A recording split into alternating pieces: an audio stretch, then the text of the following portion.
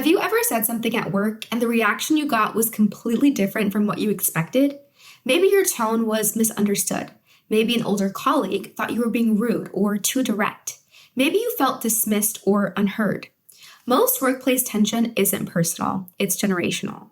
My name is Hannah Jennerine, and today I'm breaking down how to bridge those gaps so that you can work across Gen Z, Millennials, Gen X, and Boomers without the friction.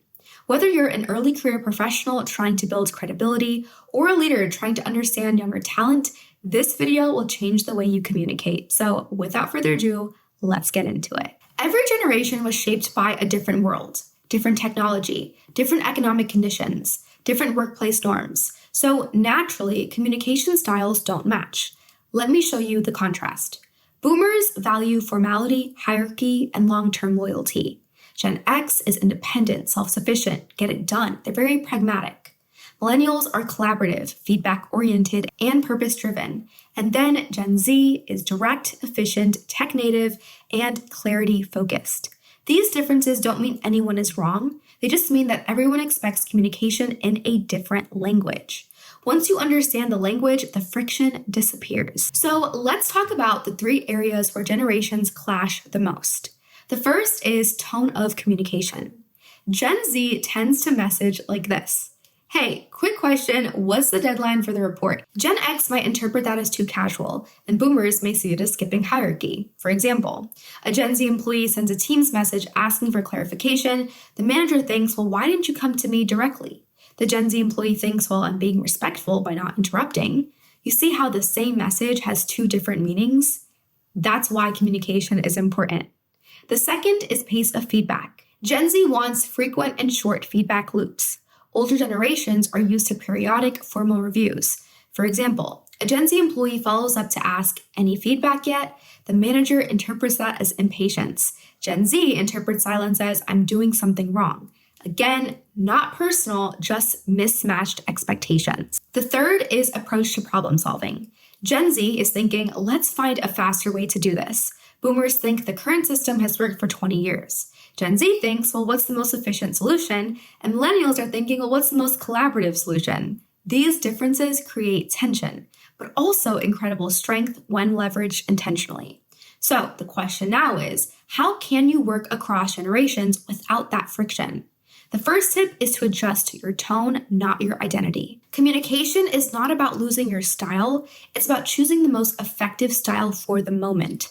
For example, instead of saying, can you approve this? Try saying, would you like me to make any adjustments? Same request, more cross-generational clarity. Tip number 2, clarify expectations instead of guessing. Say this, before I move forward, can you share what success looks like for this? This removes assumptions from both sides. Tip number 3, understand different communication styles. Some people thrive when expectations are clearly outlined from the start, while others prefer direct real-time feedback so that they can adjust quickly. That's why understanding communication styles in the workplace is so important and often so overlooked. In fact, it's exactly what inspired me to create a video on how to communicate with your boss as a young professional. All you gotta do is match their leadership style. Click the card above to watch. And just so you know, this isn't just for young professionals. There's something in it for everyone, whether you're starting out in your career or, well, into your career. And finally, tip number 4, validate experience on both ends. Gen Z often feels overlooked, older generations often feel replaced. You can bridge both by saying things like, I'd love to learn how you approached this before, or I can show you a tool that may speed this up if you're open to it. Respect builds trust, and trust builds that alignment. When someone communicates their different style, instead of reacting, translate it. Ask, what does this mean in their generational language? Once you can translate, you can collaborate. Cross-generational communication is about understanding people. And when you do, everything gets easier. Meetings, feedback, teamwork, expectations, and performance. When you learn to work across generations, you instantly become more respected, more effective, and more high value. Because the person who can communicate across differences becomes the person everyone wants on their team. If this video helped you, don't forget to hit the like button, subscribe, and turn your post notifications on for more content. My name is Hannah Jennerine, and I will see you with a new video very soon.